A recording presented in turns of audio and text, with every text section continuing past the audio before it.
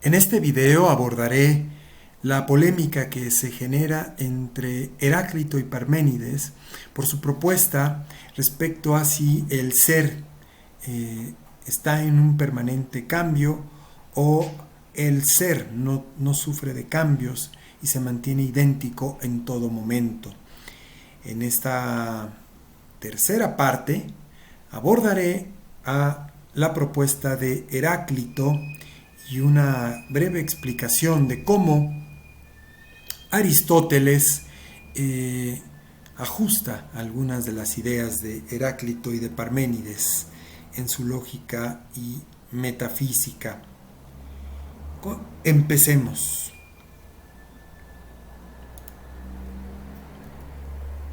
Heráclito es del siglo V antes de nuestra era. Esquilo, un filósofo de ese tiempo y que conoció el trabajo de Heráclito, señalaba que, y cito, no es sabio el que sabe muchas cosas, sino el que sabe lo que es útil. Hasta aquí la cita de Esquilo.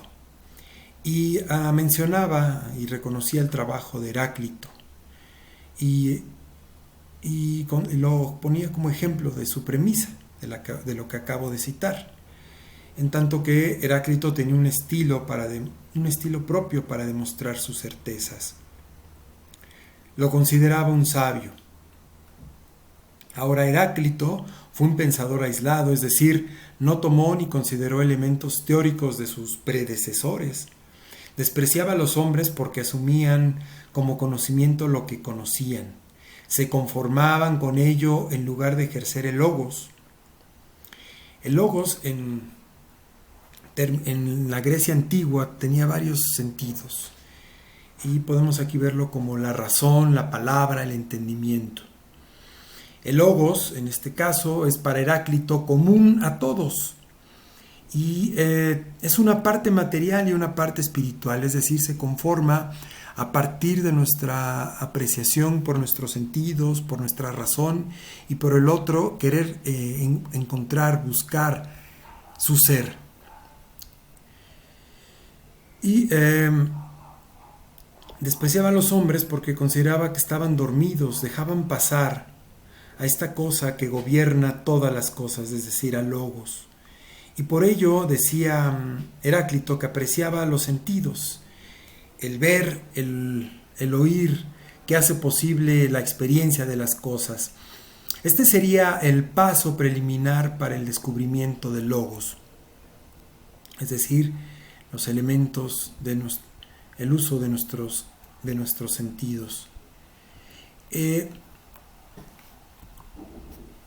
cito a Heráclito tal cual: las cosas que pueden verse, oírse y aprenderse, esas son las que yo prefiero.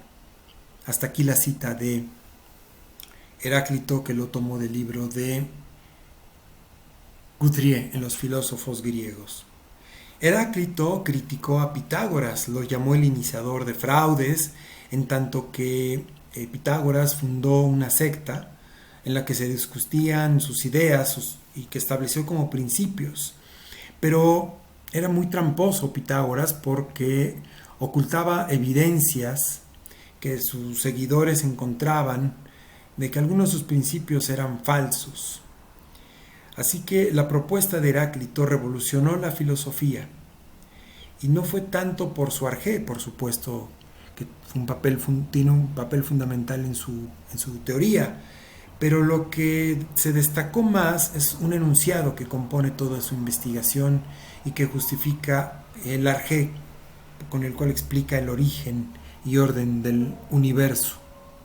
Este enunciado puede resumirse de la siguiente manera: nada permanece, todo cambia.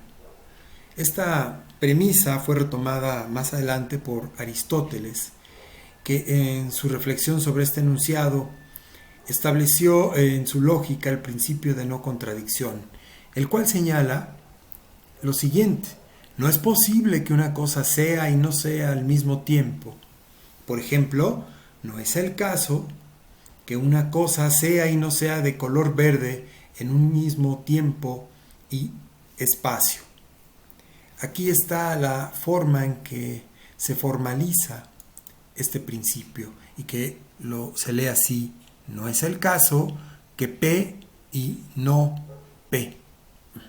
P es una cosa, ¿no? Por ejemplo, no es el caso que una manzana sea y no sea una manzana en un mismo tiempo y en un espacio, ¿no? Su propuesta de Heráclito del movimiento y lucha de contrarios influyó en el pensamiento también de Platón y de los estoicos. Pero no solamente fue de los griegos clásicos, sino siglos más adelante se encuentra su influencia en Hegel, un filósofo alemán del siglo XIX, sobre el devenir del hombre, de su ser, y que lo llevaría hacia la comprensión y conocimiento del ser absoluto, o de la razón absoluta, que así lo llama Dios a Hegel. Perdón, Hegel llama así a Dios. Cabe señalar que será Aristóteles quien, sin seguir el trabajo al alcance de Heráclito, se encarga de mejorarlo y aclarar aquellos elementos que parecían oscuros. Por un lado, Parménides, un presocrático que nació 10 años antes que Heráclito, tenía una propuesta completamente contraria a la de Heráclito, y la premisa de Parménides puede resumirse así: todo permanece, nada cambia. Es decir, el ser permanece, no cambia. Y así empieza la polémica que trasciende históricamente. Para hablar sobre la propuesta de Heráclito y de Parménides, empezaré señalando que para los griegos clásicos, cambio y movimiento son sinónimos. Así que cuando yo hable, cuando esté ahorita exponiendo a Heráclito y a Parménides, cuando hable de cambio y movimiento y de devenir, considérenlos sinónimos. Así, en Heráclito todo cambia, todo se mueve, y un ejemplo es el universo, que es dinámico, y todo lo que compone el universo cambia. Para Heráclito, el cambio consiste en que las cosas dejan de ser lo que son para pasar a ser otras cosas totalmente diferentes. El cambio para Heráclito es impredecible. Por ello, Heráclito señala que una persona que se baña en un río no puede bañarse 2 veces con la misma agua del río. Aquí las razones. El agua con la que te bañas, por ejemplo, por primera vez es una. Posteriormente, nuevamente al entrar al río, el agua con el que tenemos contacto es otra. Pero no solamente el agua del río es la que está en constante cambio y movimiento. Nosotros, quienes nos metemos a ese río, estamos también cambiando. Por tanto, no somos la misma persona que entramos al río, por ejemplo, cuando entramos hoy, cuando entramos el día de mañana. Hay un cambio también en nuestro ser. Y esto lo pueden ver, ¿no? Se puede comprobar. En nuestro cuerpo hay vida y muerte todo el tiempo. Hay células que constantemente mueren. Este es un cambio físico, pero también puede mostrarse en otras partes, ¿no? El cambio del ser es continuo, por lo que los objetos pierden su identidad. El cambio es impredecible. Por el cambio continuo y su característica de impredecible, aquí hay algo interesante en Heráclito, el conocimiento es imposible. Sí, no podemos acceder a lo que son las cosas, dado que están y estamos en constante movimiento. No podemos comprender algo, diría Heráclito, porque no somos los mismos cuando empezamos a ver este video. Cuando lo terminemos, seremos otros. Por eso es que dice él que no puede ser y no puede generarse el conocimiento, que será algo que Aristóteles retomará y lo ajustará. Pero Mientras tanto, que quede claro, para Heráclito el conocimiento es imposible. Y cito a Heráclito: yo no puedo conocer una sustancia que está en constante cambio. Yo no puedo conocer si estoy cambiando constantemente.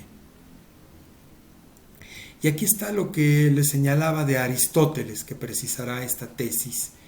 Y para abordar el ser, para el ser que está en constante cambio, pero también la posibilidad de llegar a conocer y comprender a ese ser, él distingue el movimiento, el cambio, en potencia y en acto. Así que Aristóteles, en el acto, en lo que llama acto, es lo que una cosa es. ¿Y qué es, en este caso, en el ejemplo que estamos viendo, una bellota? Y lo que puede llegar a ser es que sea un árbol, una encina, pero no por ello la bellota hecha o que llegó a ser encina deja de ser bellota. Ahí está el conocimiento, la posibilidad del conocimiento, y que en ese conocimiento de lo que es la bellota está presente, que está en movimiento, en cambio, es parte de su ser, el ser que está en constante movimiento, en cambio, en movimiento, en cambios, ¿no? En Heráclito hay una lucha de contrarios, todo fluye, la vida, la muerte, el día, la noche, y el fuego es lo imprevisible, lo cambiante, es lo que está haciendo esta lucha de contrarios, es lo que está generando, produciendo la lucha de contrarios. Aquí una explicación de Heráclito: el fuego es el aspecto material del logos, todo tiene intercambio con él. Es por ello que la razón divina, lo superior para Heráclito, sea caliente y seca, por lo que para Heráclito el fuego es la forma más elevada y pura de la materia. Lo cito: el fuego es el vehículo que conduce al alma y a la inteligencia, o más bien, el alma y la inteligencia en sí, que en un pensador más avanzado se habría distinguido de cualquier clase de materia. Hasta aquí, por razones del espacio del video, hablaré de Heráclito. Concluiré en el siguiente y retomaré la discusión de Parménides.